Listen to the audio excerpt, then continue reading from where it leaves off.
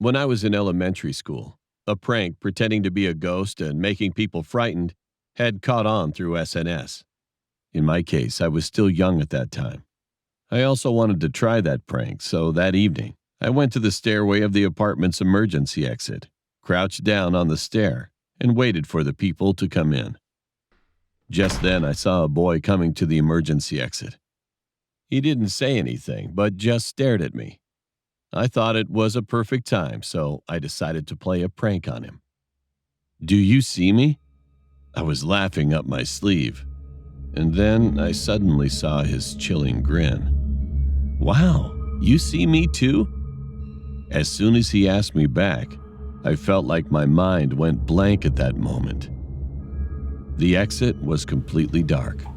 Then the sensor lights once blinked. When I looked forward, there was a boy standing in a weird position that people could not even try. He was staring at me with his body facing the exit and his neck turning 180 degrees.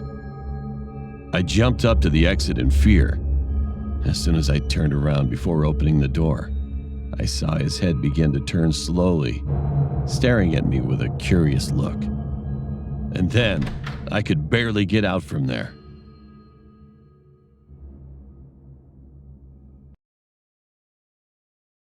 When I was in high school, I was on my way home after finishing my night study. It was late at night when I finally got home. I was about to turn on the light, then I saw my mom was staring at me from the front porch. "Mom, why are you standing there? Come out." Speaking naturally, I walked towards the kitchen to drink some water and then found a note on the table. "I'm going to attend a night meeting. Eat your dinner with your brother." "What? Then who is she?" My heart dropped. I thought I should not stay here anymore. However, I was terrified that it would follow me right away if I tried to run at that moment.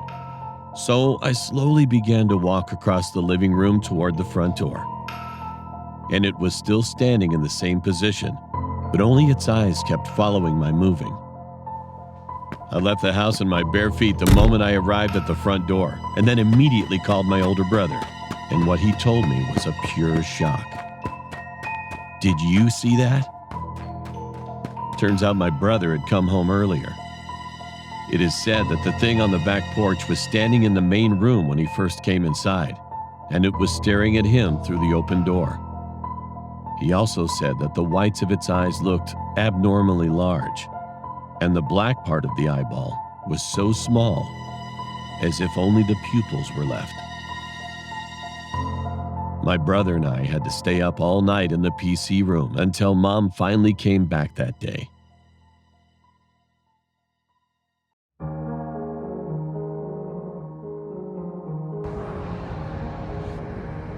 I'm from West Virginia, and I moved all the way to Lexington, Kentucky for a girl.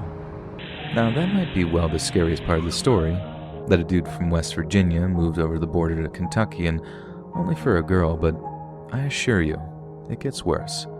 A lot worse. She was super affectionate when we first got together, like I couldn't have wished for a better girlfriend. But as time went on and we got more secure in the whole thing, that affection dropped off to next to nothing.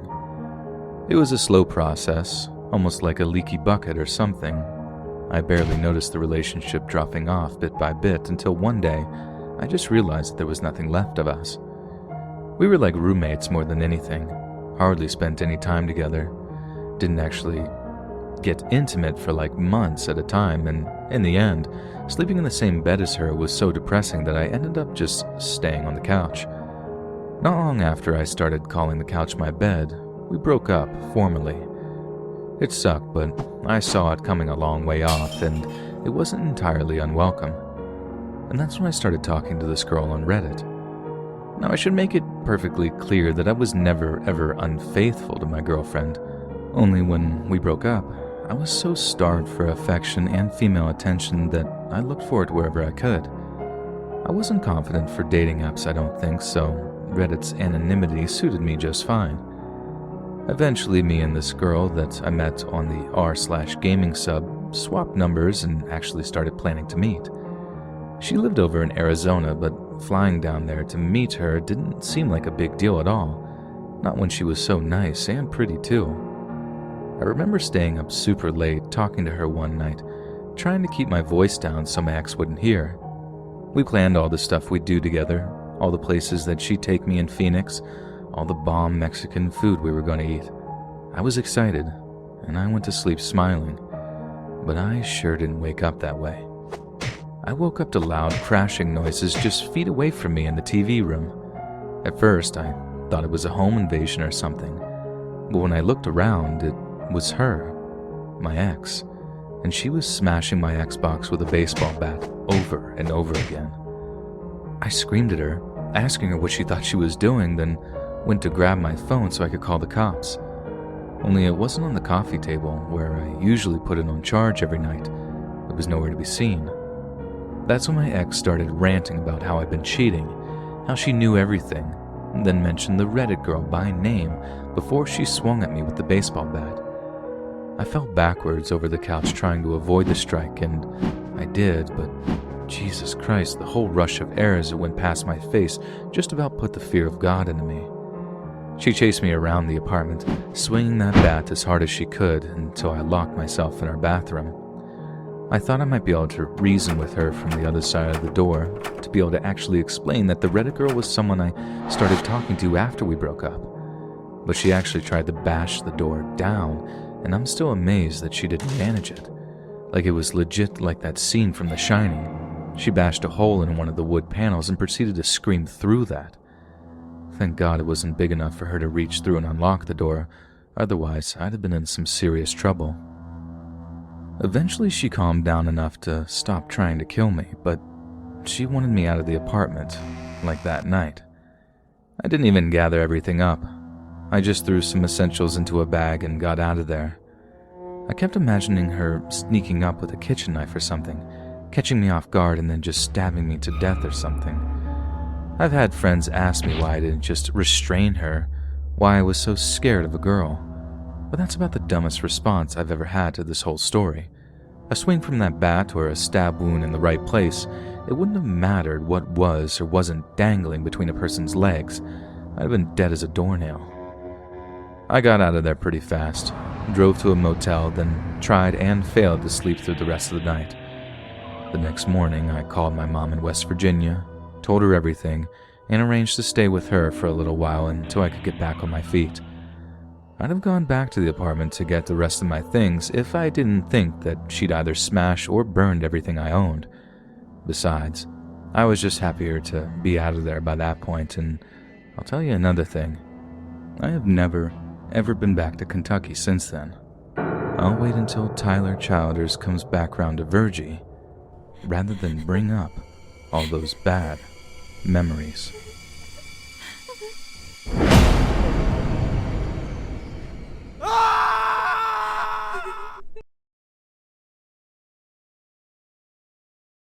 Three Scary Stories, animated. 1. The Man in My Dream. I've been having a nightmare for 10 years. The same guy keeps appearing in my dream, and every day he's coming to me little by little. At first I think he was apparently standing outside the room, but now he was staring at me, blinking in front of me, and it was just yesterday. I've been getting used to having this nightmare for 10 years, but now I feel like I'm going to die. If I fall asleep tonight, I think he'll come one step closer, and he'll finally kill me. 2. The Feet in the Mirror. 6 years ago, in the winter, I was arranging my bangs looking at the mirror next to the elevator after class. There was a staircase reflecting in the mirror behind me at that time. After I had my bangs adjusted for a long time, I glanced at the stairs in the mirror and then noticed that there's a white feet at the top of the stairs. Stupid, who the heck is going around with bare foot in this weather? I was wondering who it was, so I looked back and there was no one there. My heart sank, and my whole body became stiff at that moment. I thought I was mistaken, so I looked back into the mirror, but those feet were still there. And it even came down a couple of steps more. I got goosebumps, burst into tears, and then ran out of the spot screaming. I never look in the mirror when I'm alone ever since that day. What was that foot? 3. The Man in the Subway. I used to go to the academy by subway. One day I was sitting at the end of the seat by the door and an old man was sitting right next to me. Then the subway stopped at one station. The moment the door in front of me opened, the guy came in from the side door of me at the same time. The door next to me won't be able to open due to the system, so how could a person come in through there? I still remember this moment vividly. When I glanced slightly to the side, he was wearing a sweatshirt, and I could see that he was just standing there with a blank look. The old man sitting next to me said to me, who was staring blankly at the man, "Kid, you have to pretend not to see that thing."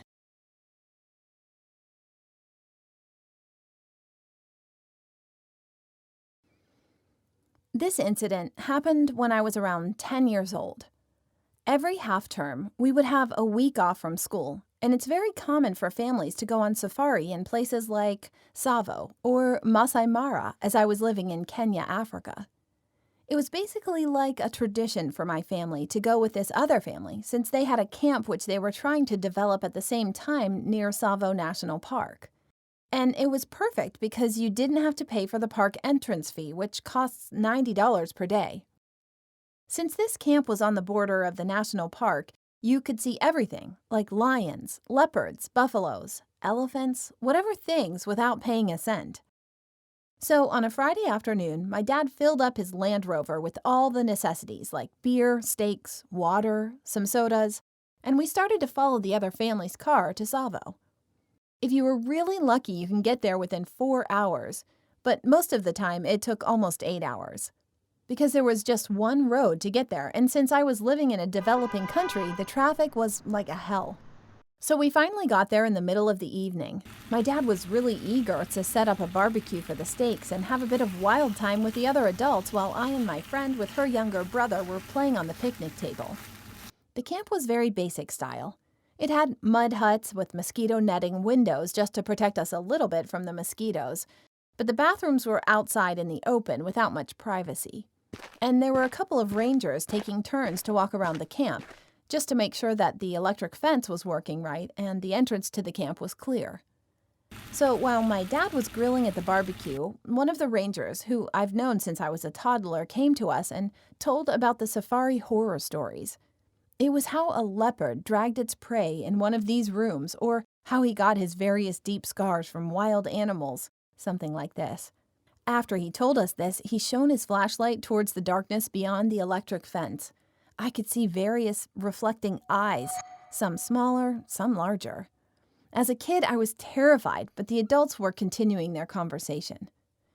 Around 11 p.m., I decided to go to the bathroom. With my flashlight, I could see there were loads of scorpions on the ground. As I was walking down the path to the bathrooms, I shone my light towards the fence, and I saw the back of the lion behind the bushes, which means they were much closer to us than what we had expected. I rushed back without peeing and told my parents and the rangers what I saw, and the rangers sent us off to our designated rooms immediately. I was in the hut with my friend and her family, and my dad was with my stepmom. Each parent had a walkie-talkie that had direct contact with the rangers. During that night, I could hear the commotion through the walkie-talkies, but I just shrugged it off. Around 1 a.m., I was dying to pee, so I woke my friend's dad to go with me because obviously I was terrified to go by myself. Trying his best to reassure me, he said that I couldn't go right now. I couldn't understand why he said that, so I kept questioning why. As I was getting frustrated that I couldn't hold it any longer, his walkie-talkie was suddenly on and we could clearly hear the ranger's urgent voice. "Sir, do not leave your room. There is a lion right in front of your hut's door." We then both froze. I could hear grunting with the occasional lion's call. For those who have never been on safari or have never heard a lion's calling, when it is that close to you, you can feel the roar vibrating your bones. I was in so much shock that I couldn't even cry.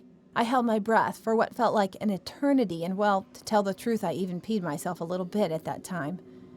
Then we heard scratching and sniffing from under the door, which caused my friend to wake up and start screaming. When she was about to scream, her dad immediately covered her mouth to try to make it as silent as possible and calm her down. We all realized that this situation could end badly.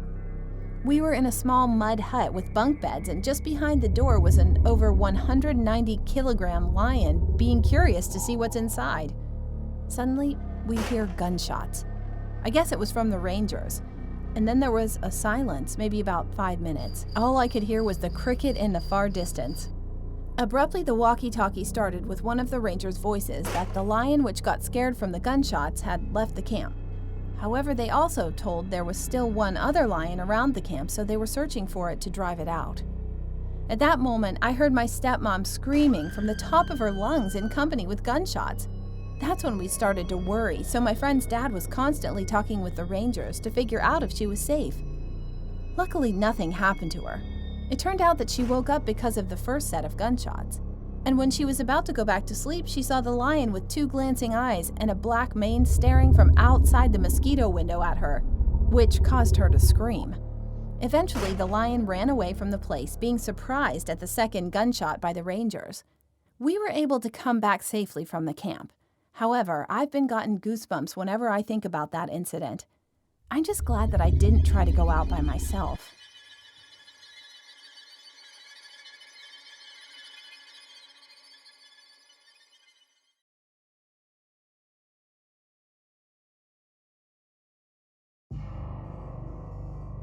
A coworker told me this unforgettable story about his time in high school.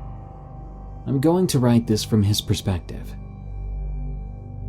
Central High School in Springfield, Missouri is haunted. I know what you're thinking. Every kid says their school is haunted. But my story is different. I saw it. Central was actually the first high school in Springfield. The original brick building with its tower still stands, but has now expanded with many new wings. We'd all heard the stories about the steam tunnels that connected the buildings and the supposed hangings, but far more compelling was the story of the deadly principal who would whip troublesome students to death. That would have happened long ago when Springfield was a small town and not the Queen City of the Ozarks. We had heard the rumors, the stories that were likely exaggerated, but being high schoolers, we knew we had to do one thing: be at the school late at night. I was the one who came up with the idea that we needed to join the drama class. They were preparing a performance of South Pacific, and as I explained to my group of friends, the way to get in would be to join the class as stagehands, stay to clean up after the performance, and then just stay. And that was what we did. Well, only a couple of us actually got onto the crew, but after everyone else had left, letting the others in was simple.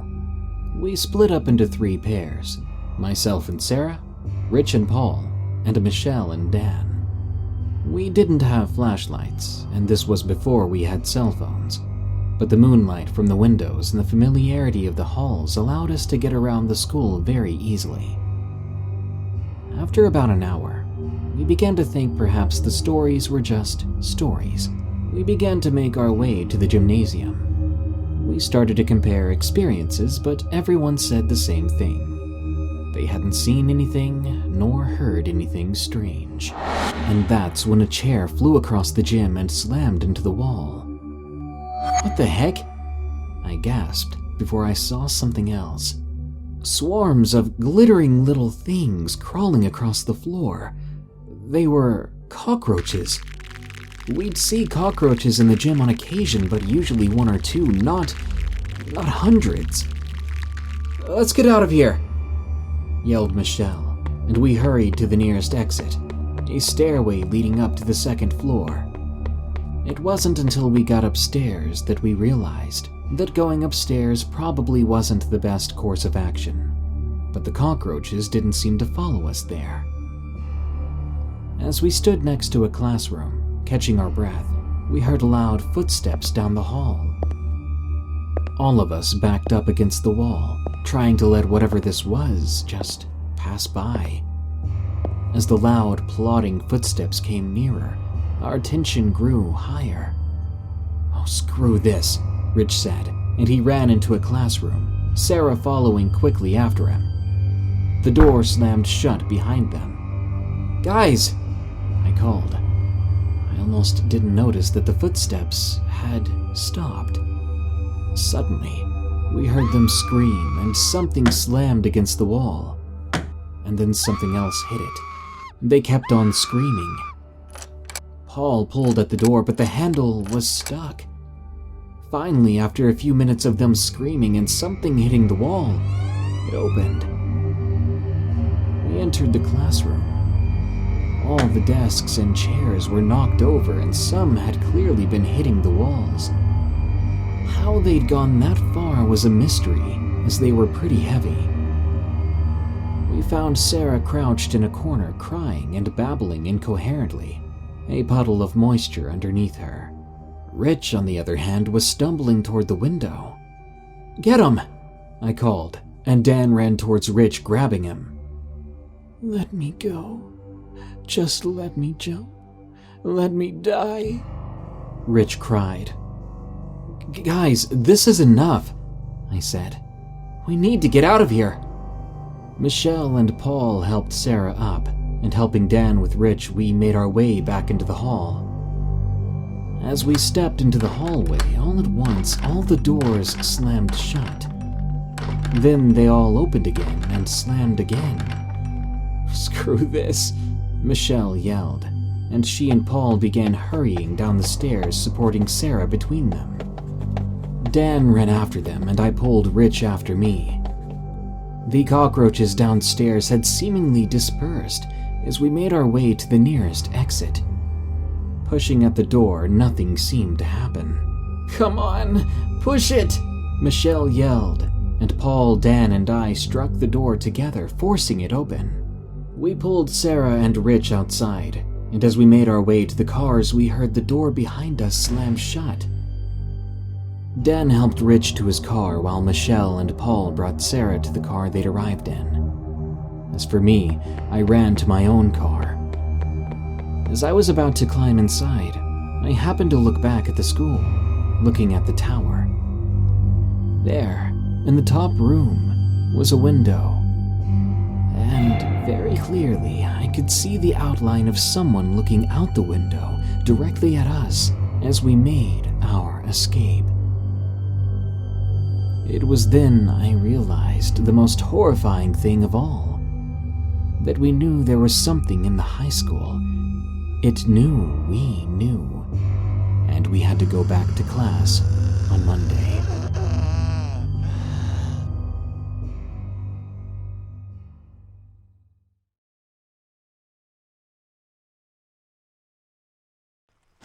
My name is Eric, and this happened to me when I was around 7 or 8 years old. One summer, my dad took me to a campsite for a long weekend. When we arrived, there were some kids around my age playing in a small park. I looked at my dad and he said, "Go ahead." So my dad unpacked the car and I went to maybe make some friends. There were 2 boys in a small park. I said hello and they said hello back. Their names were Kevin and Graham. Graham had to go shortly after because his parents were calling for him. So Kevin and I hung around and we talked about things we liked and how long we were staying at the campsite. After about an hour, Kevin's mom was calling for him, so we had to leave. I was about to head back to my dad when a boy appeared from the woods. He said hello. I said hi back. He introduced himself as Daniel. He seemed like a nice kid and we got along pretty well. He asked me if I wanted to play hide and seek, so I said yes. We played hide and seek at the campsite for maybe 45 minutes until I told him I had to go, so I went back to my dad and went to the camper. I told my dad I had made some friends and my dad asked where their campers were. I told him where Kevin and Graham's were, but I never asked where Daniel was. I thought maybe, well, I'll see him the next day and I'll ask him then. So the next day I went outside to see if any of the kids wanted to play. Kevin and Graham were both unavailable. I was about to just return back to my camper when Daniel appeared out of nowhere, out the woods. We greeted each other, and I asked him if he wanted to play hide and seek again. He said yeah, but he said we should play at his house. I asked him where his house was. He told me it's not far, it's just through the woods. I followed Daniel in the woods toward his house. We were walking for ages, and one thing that I found unusual was the more we walked, the less talkative and distant Daniel became.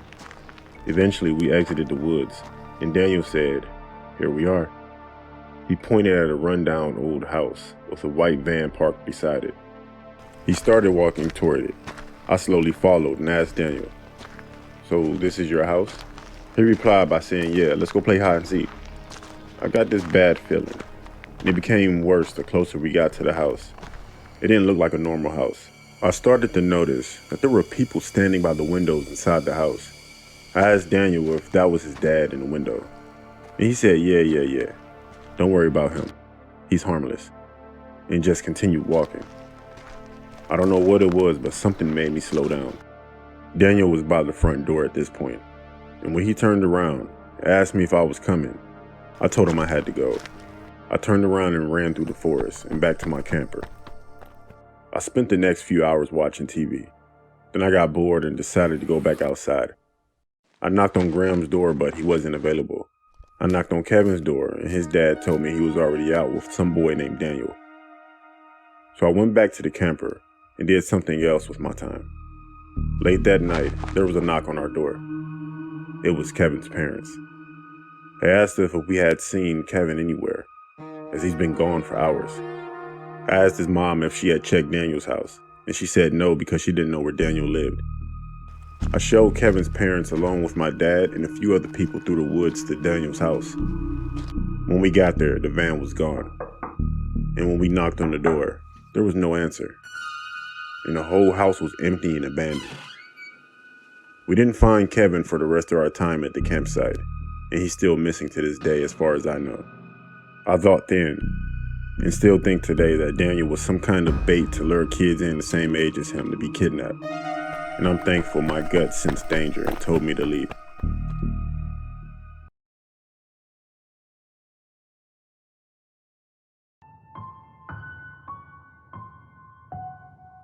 It was on August 6th. I came back home after work thinking of taking a long sleep during the weekend. As soon as I arrived home, I washed up quickly, lay down in bed, and slept right away, and the time was around 7 p.m. But when I opened my eyes for some reason, it was at 2 a.m. I was wondering why I woke up so early, since I usually fall asleep on weekends and no one can wake me up. However, I decided to drink water while I was up anyway.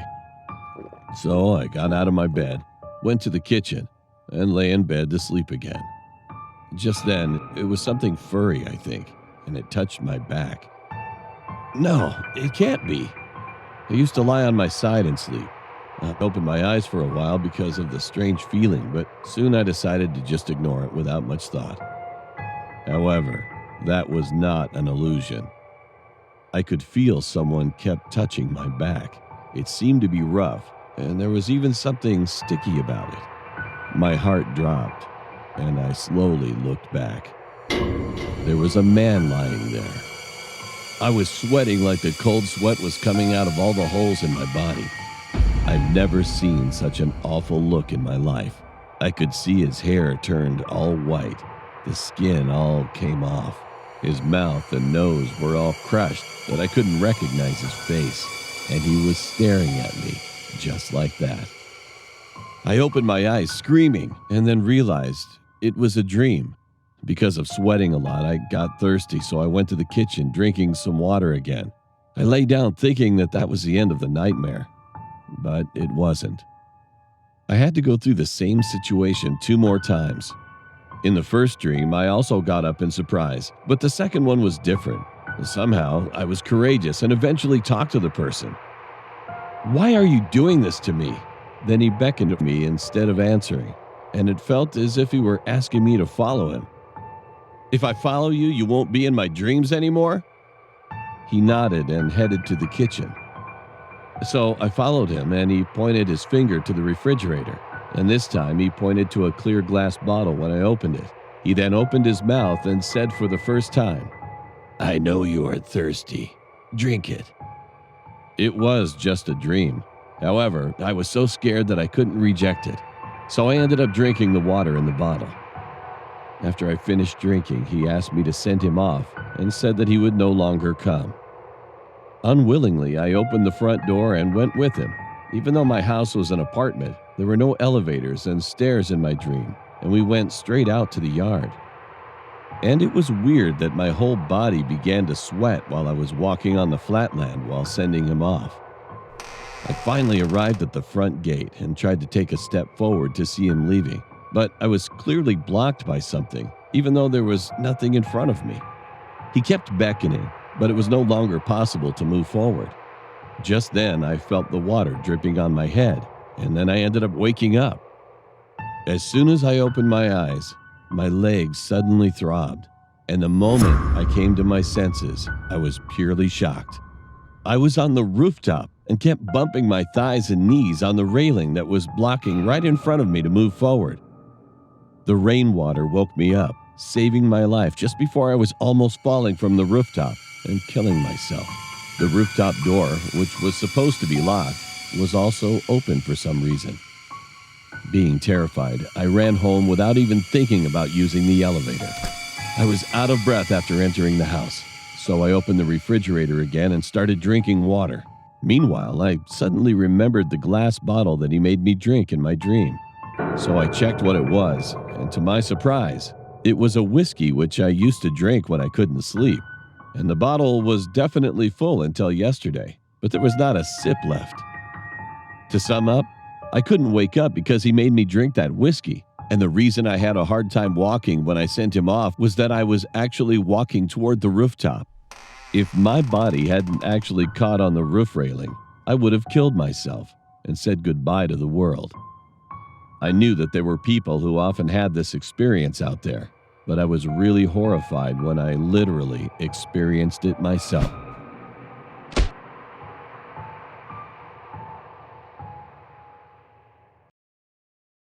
I got a flower from a stranger, and something was wrong. After I had entered the company, I joined a small group. It was a gathering where the office workers met once a week to read or do other things together. However, I was being shy, so I felt awkward after joining there for the first time. Then I met one person who joined the group for the first time that day, and he was a very sociable type. I became strangely close to him, and after that, I started to meet him at some other place beside the day of the small group, and we had a meal or drink sometimes.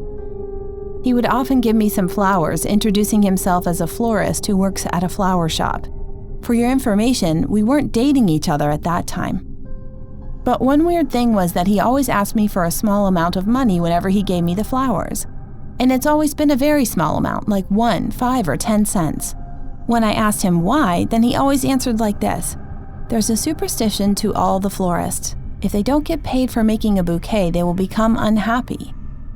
I've often wondered, but I didn't know much about flowers and believed in superstitions like that, so I would take my coins from my wallet readily. I mean, it wasn't a lot of money, it was just a coin, not a big deal. One day I had to buy some flowers. Then I suddenly remembered a flower shop where he was working. Well, I better buy from someone I know since he said the flower shop is near here. However, I couldn't believe what I heard when I finally got there. He was not there, and the shopkeeper said that he doesn't even know about him. He was not working here. Suddenly, I felt uncomfortable. The bad feelings got worse, that I realized that he had always taken cash from me. So after I came back home, I searched the internet and went to the shaman with the flowers that he gave me. When I showed his picture on the cell phone and talked about him, she said, "I think he put his bad luck into the flowers and gave them to you. What he got money from you was that he had an intention that he's trying to do business with you. It's hard to just hand the bad luck over to someone who doesn't know. But it is said that the money in someone's wallet contains some of his or her luck. So if you receive it, you get someone's luck and it becomes like a deal. In other words, you bought his bad luck." She also told me that there was a lot of bad energy in both of my hands and my head, and actually, I had been having a lot of nightmares and suffering headaches at that time. She said to burn all the flowers in the house as soon as possible. "Bring me everything if you receive any from him." She also told like this, and as soon as I came back home, I packed the flowers and the book that he had given me, went back to the shaman, and we decided to burn things together on the spot. While I was passing over the stuff, I suddenly found the part of the book was fixed with a tape. I slowly took it off and there was a dried grass flower in it. I got goosebumps in an instant. I didn't want to get involved with him anymore, So after returning from the shaman's house, I left the group and blocked his number. However, he somehow contacted me for the next 3 months. He would text me calmly, asking me when I would meet him, why I left the group, and even saying, "The weather is so nice and I will send flowers for you." I was so horrified by his attitude, so I changed the number after that, and there was no more contact from him afterward. Fortunately, I didn't have nightmares, and the headache disappeared as if nothing had happened before. And since that day, I never received anything from a stranger.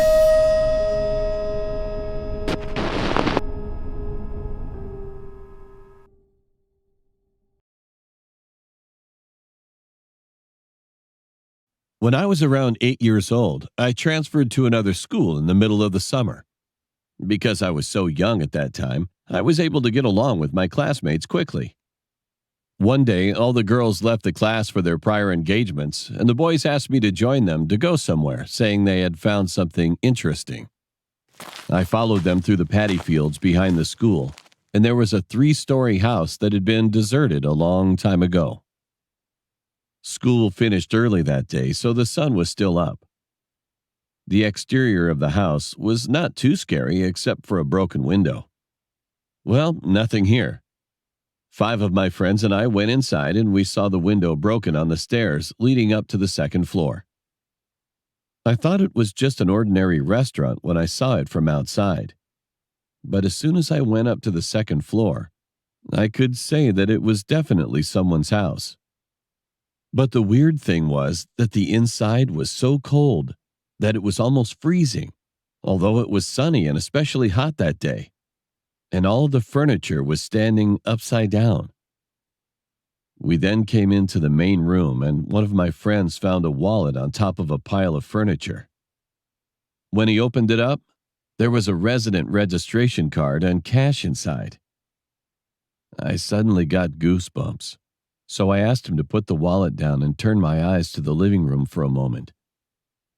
And it was exactly that moment. It wasn't clearly visible, but there was a woman's silhouette in a long dress dancing in the living room.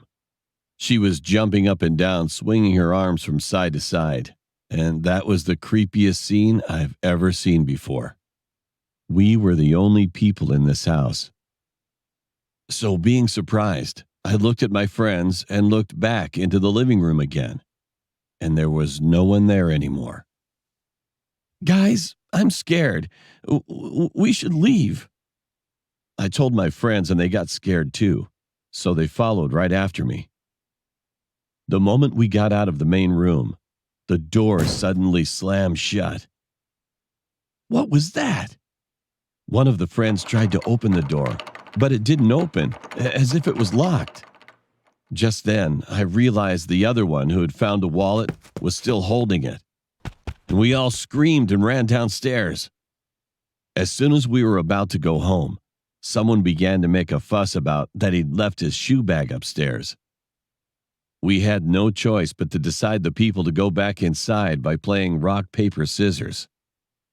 Eventually, I was the one who lost, so I had to go upstairs with him. But as soon as we went up, we couldn't say any words and couldn't believe what we just saw. The bedroom door was open. We couldn't even think of bringing back the shoe bag. We just had to run downstairs in a rush with a loud scream. The next day, I came back home after playing outside with my friends as usual, and that evening, I heard my friend who took the wallet was in a car accident on his way home by bicycle. Unfortunately, he was not seriously injured. However, I didn't feel good about it anyway. So a few days later, we ended up heading back to the deserted house to return the wallet. And there was something inside. I can tell you that there was literally nothing in the living room or on the second floor when we first went there. However, now there was a baby doll hanging on the light. I will never forget that experience my whole life.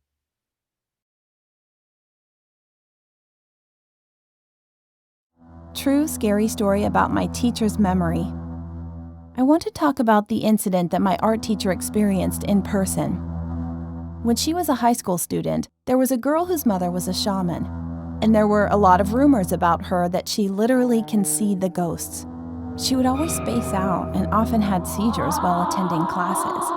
So she eventually had no friends around her, and even the teachers didn't touch her or care for her. One day they went on a school trip. When they arrived at their room, everyone went outside, and my teacher was also playing around with her friends, leaving her alone in the room. A few minutes later, my teacher suddenly heard the girl's shrill scream. She jumped back into the room in surprise, but other teachers and students were already standing in front of the door and blocking her sight. No one dared to enter the room. They just stood there in fear. My teacher, who was puzzled at that time, eventually pushed through the crowd and headed forward. And she could not believe what she was watching. The girl was standing upside down while foaming at the mouth and crying loudly. However, something was a little bit weird. She was not standing by herself. It was like someone had grabbed her both ankles and lifted them up. Her legs stretched straight and her face was pressed down on the floor. My teacher often says that she still remembered that day so vividly as what happened just yesterday. What was it that got that girl's ankle that day? Still, I have no idea.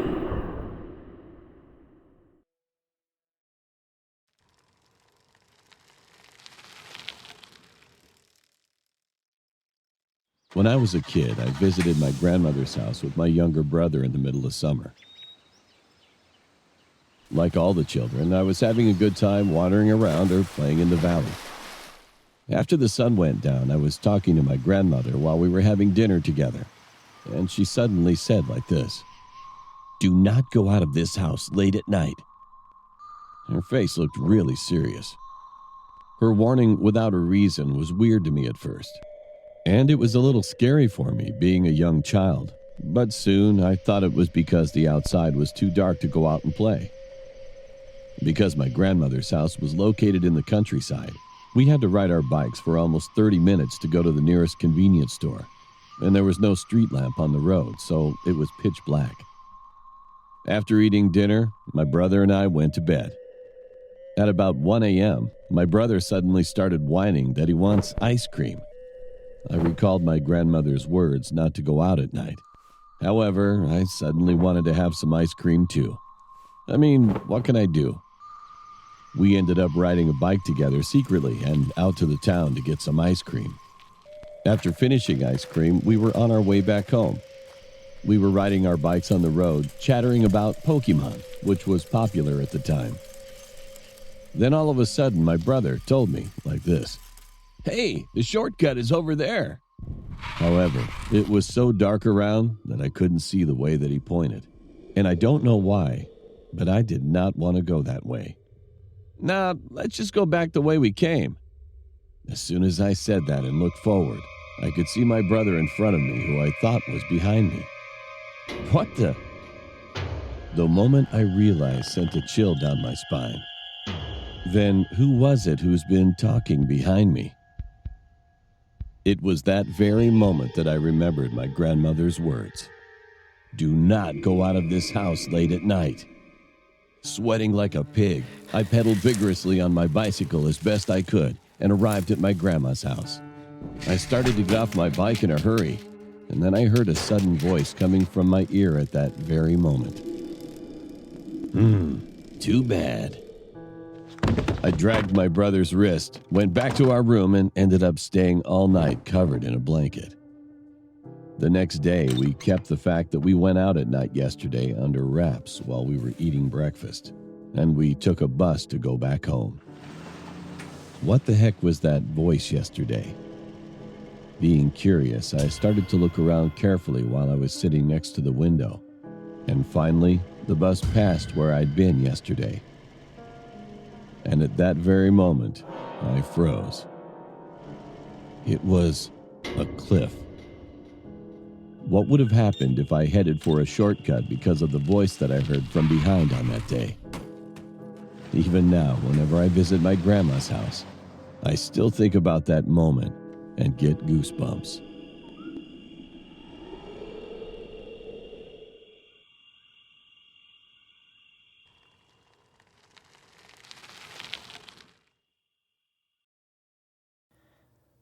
My mom passed away a year ago due to a kidney problem. She had suffered in pain a lot while she was sick, and she ended up dying at home in front of me and my grandparents. That moment was tragic, and it hurt me and my family a lot. Since her death, I've been having a lot of nightmares and problems with sleeping at night. And last week, I was in my bedroom sleeping next to my cat, and I suddenly felt like I was being pushed on my bed, like someone was trying to suffocate me. I couldn't move or scream at all. Since it was totally dark inside, so I couldn't see who was doing that to me, I was so scared. Not long after, I don't know how, but I eventually managed to free myself. I took my cat and tried to rush towards my door, but for some reason I couldn't open the door, although it wasn't locked up at all. I froze on the spot. I ended up kicking it roughly, and suddenly it opened. When I was about to go out of my bedroom, I looked back at my bed and then saw a figure with a white bedsheet on top. You know, just like that ghost that appears on the movies in general. I couldn't believe what I was seeing, so I ran to my grandparents to tell them everything I saw, but only my grandma was there. She asked me, "Where's your grandpa anyway?" All of a sudden, we heard his voice. He was in the room that used to be my mom's. And to our surprise, he was speaking with somebody, like chatting and laughing with a person. And we could recognize the voice. It was my mom. However, instead of feeling happy to hear my mom's voice, it made me terrified. I don't know the reason. The next day, I was reminiscing about yesterday, and I remember that when we lived in another house that we believed was haunted, my mom used to joke with my grandfather. She would put a white sheet on her head to scare him just for fun, and that literally hit me at that moment. Then who was it? Was my mom trying to suffocate me and kill me? Or maybe it was someone else. I'll never know forever. All I know is as soon as the quarantine is over, I will get some psychological help.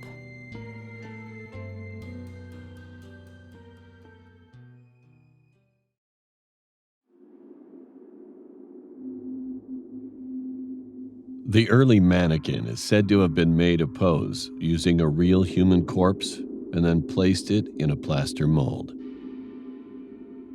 Human flesh and blood contain the most ideal proportion of nutrients that humans need.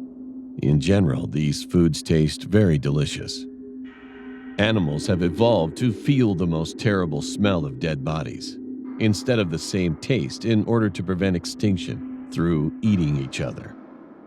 So if you can't feel the smell, you will feel that human flesh is delicious. Meanwhile, the human sense of smell has been rapidly weakening over the past few hundred years due to deterioration caused by environmental pollution, disease, and a change in the way of survival competition. The human brain emits endorphins, one of the drug ingredients, in order to maintain control of the body when the pain reaches its limit, and to make people forget the pain and feel pleasure. It's a pretty famous story that a hanged person is smiling at the last minute. Meanwhile, research from the University of Maryland found that many people who fainted from extreme pain often take their own lives after being rescued. There's a small cave on the Scandinavian peninsula in Europe, and the cave runs endlessly. A guy went into the cave to find the end of the cave, but he went missing. And 4 years later, the man is said to have been contacted in Mexico. There was a strange statue called a crying Ksitigarbha Bodhisattva. Ksitigarbha Bodhisattva is a Buddha who protects hell in Buddhist terms. He usually looks peaceful, but sometimes he looks like a crying or troubled face in the evening. When it was crying, it rained the next day, and when it was in trouble, it snowed. On a day when nothing came down, the face of the statue was the same, so it was used to set up a schedule for the next day by watching it. One day, the statue had a bright smile that had never been seen before. It was August 4th, 1945. the day before the incident about the atomic bombing of Hiroshima. In 1998, a blueprint believed to be about 400 years old was discovered from a warehouse in a private residence in the UK. The blueprint, titled Automatic Calendar, had the dimensions of the bizarrely shaped part and the assembly strategies. When an engineer carried out the restoration of the device on the basis of its design, a machine displaying AD and a date was completed. But there was an odd flaw in this device. By the time had passed the year 2050, the tooth wheels did not engage with each other, and the device suddenly stopped displaying the date. There was a famous man in a restaurant called Milan in New York, who always suddenly appeared and told strange stories to customers that they had never heard of. When he was out of sight, the customers began to talk about that man. However, no one could remember his face and even the stories that they'd been hearing from him.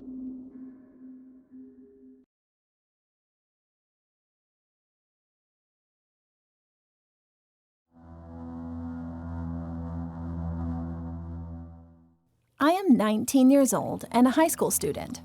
I have a brother who is 17 years old now, and he often does creepy things recently. One day I was watching TV with my brother in the living room, and he suddenly started yelling. Shit, stop it. You think this is funny? It was kind of strange because my brother usually doesn't curse and get angry like that.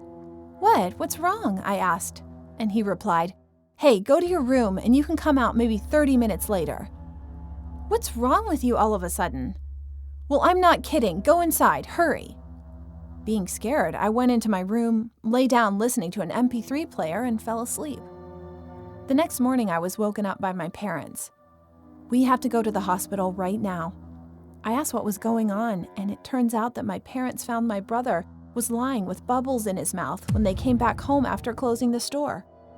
They ended up taking him to the hospital, having a test, but there was nothing wrong with him eventually. The doc said it was just a sudden case. I felt something really odd at this point. Why did he send me into the room so abruptly? There was once my brother had caught a bad cold, and after that he's been changed a little bit. And one day he was playing with his computer and suddenly came to my room saying like this, Hey, aren't you feeling chilly? Before I asked my brother why, I kept getting goosebumps behind my neck. Don't know the reason yet. Then he continued, If you want to look behind, do not close your eyes, okay? Why? I don't know, just someone told me. Shrugging, he went out of the room again, and I thought he was a little bit weird. He was hospitalized for a few days and finally came back home. Why did you pass out that day anyway? His expression suddenly changed as soon as I asked about what happened that day, and what he said followed was just pure horror itself. Actually, I've been seeing strange things since I was in middle school. What do you mean? Do you remember that day when we were watching TV? I told you to go into your room?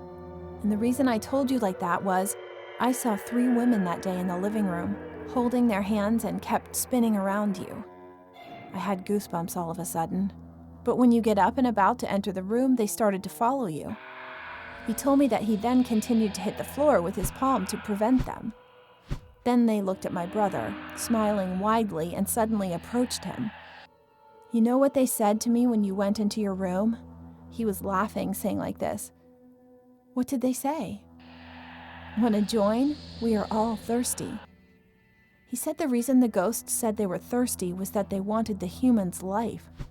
Anyway, he started to curse at them indiscriminately, but suddenly his body did not move. Then one of the women approached him.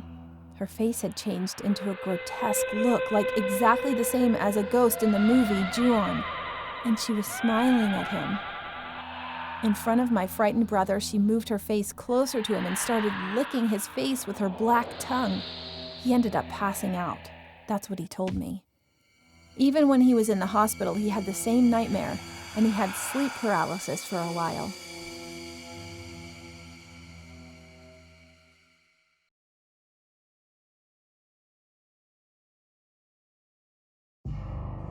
This incident is what my aunt experienced when she was a high school student.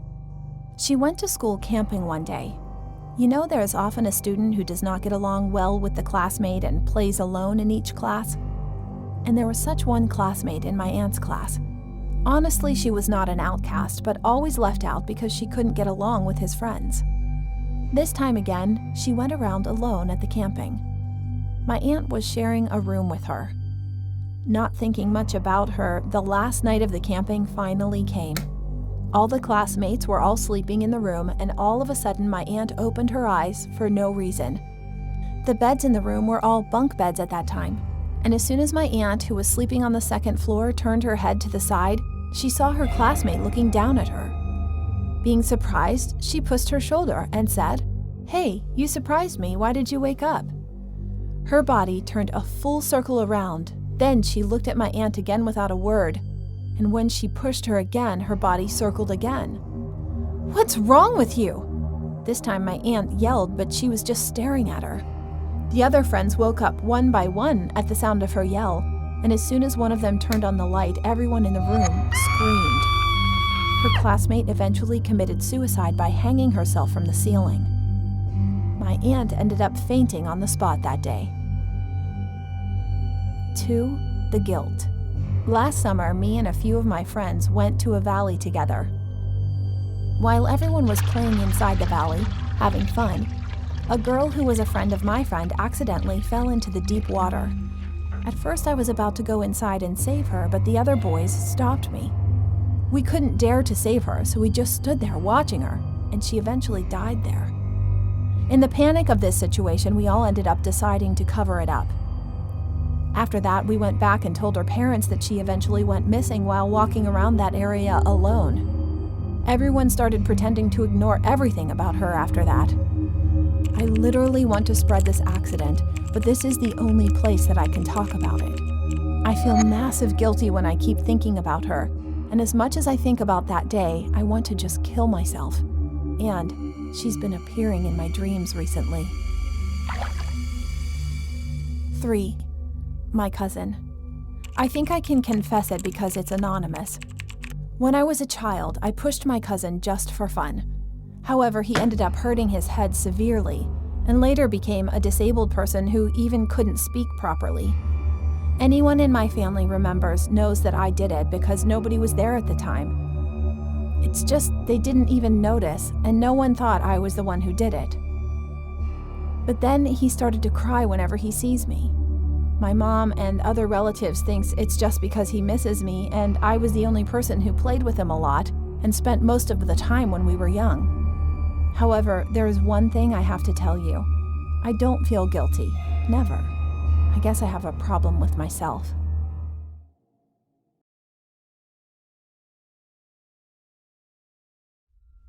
I used to work at one company for about a year before I entered the company I'm working at currently. I was living alone with my wife. Although we both like kids, we weren't ready yet. Anyway, it was one night and I was heading home being drunk as usual after finishing a get-together. Passing through the front door of the apartment, I pressed the button to get on the elevator, and the elevator that was stopped on the third basement level began to climb slowly. Finally, the elevator arrived on the first floor, and I felt cold as soon as I walked inside. It was almost 12 o'clock and my body was getting hot by the effects of alcohol, but I could definitely feel chilly inside the elevator. Well, I guess it's because the elevator stayed deep underground for a while, I thought, and then pressed the 16th floor button where I live. The elevator started moving slowly. However, it suddenly stopped on the 5th floor. Normally, the people in my apartment didn't take the elevator very often at the time. So I was standing in the middle of the elevator. As soon as the door opened, I stepped aside. But no one was standing there. I thought someone who was impatient must have pressed the button and then just went up to the emergency exit stairs. So I pressed the close button and the elevator stopped again on the 6th floor. And there's no one there either. When the elevator stopped on the 7th floor, I suddenly got angry. "Hey, stop!" I stuck my head out the door and shouted. but I didn't feel any human presence upstairs. A sudden shudder passed over me, but still I thought it was someone's prank. The elevator then stopped again on the 8th floor while going up, but this time there was a little girl standing in front of the door. She seemed like she was about 6 or 7 years old, but you know what was a strange thing about her? Despite the late hours, there was no one around her. Like parents, someone like that. But this kid just stood there still without getting on. "Hey kid, are you gonna get in?" I asked, but she didn't answer. As soon as I felt chill somewhere, I soon pressed the close button of the elevator. Just as the door was closing halfway through, she pressed the open button again. The short kid standing on tiptoes opened the elevator door, so I told her again to get inside. However, she still stood there without answering. Just at that time, I thought this was the one who's been playing pranks on me, so I pointed my finger at the CCTV and yelled at her not to prank anymore. Then the girl staring at me slowly opened her mouth. "I'll get in when my mom comes," she answered in a small voice. But I couldn't see any shadow of people no matter how much I looked around. But somehow her voice seemed really dark and creepy. It wasn't a childlike voice at all. I pressed the close button again roughly, and fortunately the kid didn't press the open button this time. The elevator started going up again and didn't stop on the next floor. With a sigh of relief, I just wanted to get off and get home as soon as possible. It was at that very moment. I was on the 11th floor and the light suddenly started blinking. I was staring at the light with a nervous mind, and something was strange with it. There was some spot on the light that was stained, as if someone had dropped black ink, and to my surprise, it was getting bigger and bigger every time the light went on and off.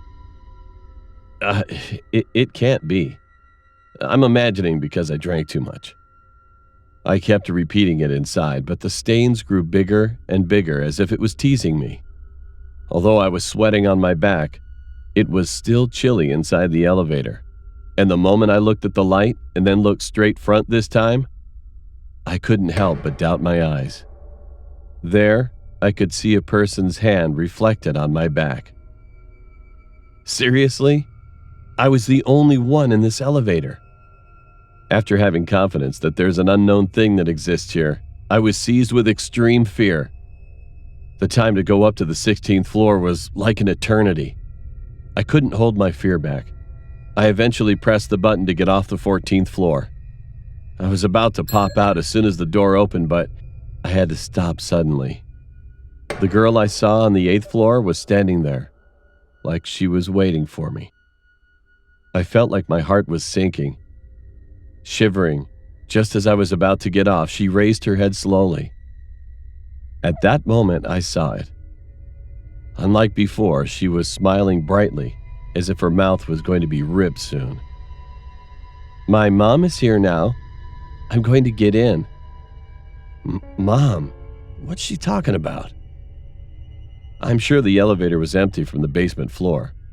Besides, not even a small rat was to be seen, let alone a human while I was inside. Then, who is it? I was strained to the limit, and my legs were trembling. I almost pushed the child and ran out of the elevator to the emergency stairs. For some reason, I was afraid that I'd never see my wife again if I stayed here.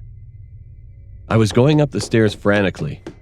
Just then, the sensor at the emergency exit started turning on much faster than my speed. It's like someone was already going up. I was about to go insane. When I finally reached the 16th floor, I flung the emergency door open and rushed out of. I turned. I tried to run toward my house, and then someone was standing in front of the house. The woman with incredibly long hair and the girl I saw at the elevator. They were there. How the heck did they know my house? I didn't know what was going on right now, but only one thing came to my mind for a moment. I must not go back home now. I barely managed to turn back and carefully twisted the emergency door again. And at that moment, my sweaty hand just slipped and the door clanked in the quiet hallway. The moment I looked into the hallway with a desire to cry, I suddenly heard a sound from the end of the hall. It was the sound of a woman's shoes and baby shoes. I pushed the emergency exit door. While I ran frantically downstairs, I could hear the shoe sounds behind me at regular intervals. Almost rolling over myself, I went down through the front door and then rushed into the lighted security office. However, the security guard was just patrolling his round at that time, so he was not there. I lifted my trembling body and looked at the front door through the small window in the front. And at that moment, I felt my legs weaken. A woman and a child didn't come out of the front door, but they were glaring at me fiercely, as if they were going to kill me. I was about to scream, but just then, the guard came into the office. He got surprised to see me trembling and asked me what was going on. I tried to explain by pointing my hand at the front door, but then I realized that there was no one. Eventually, the security guard came to my house with me. To my surprise, my wife, who thought she was asleep already, was waiting for me with the lights on. And what my wife told me was a surprise itself. She said that someone rang our doorbell when I was seeing the woman and kid in front of my house. My wife thought it was me out there, so she walked to the front door to open it. But then she felt something wasn't right, because whenever I came home late at night after dinner, I always acted more carefully instead of ringing the bell. So my wife turned on the intercom and looked out. But there was no one. And when she returned to her seat, the bell rang again, and the same situation repeated on and on. So this time she was looking closely at the screen when the moment the bell rang without putting down the phone, and there was the face of the woman who filled the screen to the full. At first, it's like someone was sticking her face on the screen intentionally, but when my wife looked closely, her face looked so pale, as if it were dead already. She urgently turned on all the light right away and tried to call the administration office.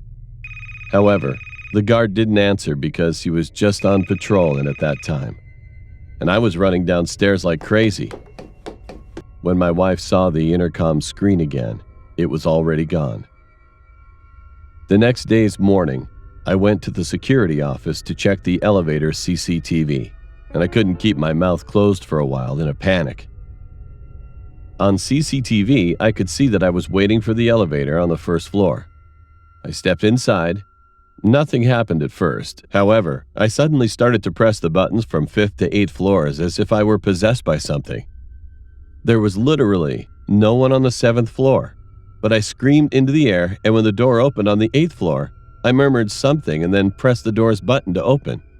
I pointed at the CCTV and said something and then finally pressed the close button. Furthermore, I was gazing on the elevator lights for a while. Then I suddenly pressed the button on the 14th floor and ran out. So that means I was doing something really weird by myself. The CCTV on the front door also captured only me. No one came out. The guard laughed at me and my wife, saying that we saw imaginary things. But the feelings I felt at that moment were so real. It was so vivid. Who the heck were that woman and the child? Still, I have no idea.